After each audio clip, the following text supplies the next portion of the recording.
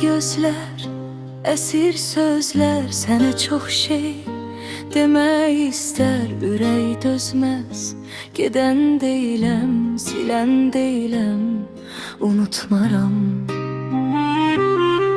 Dayan dedim, niyə dedin, sevirəm dedim, unut dedin, unutmaram. Ürəkdən çıxartmaram, səni sevən bir insanam.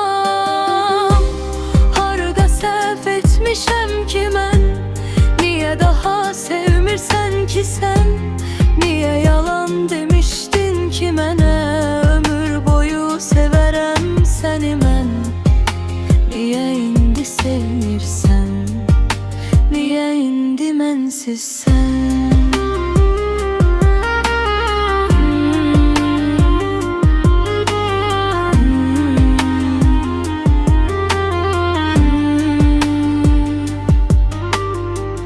Qara gözlər, əsir sözlər sənə çox şey demək istər, ürək dözməz.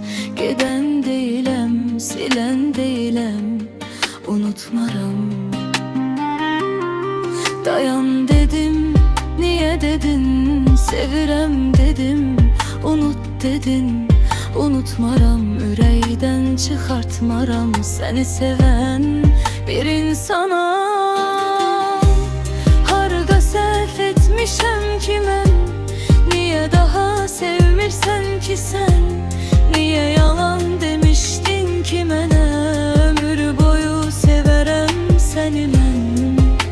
Niyə indi sevmirsən, niyə indi mənsiz sən?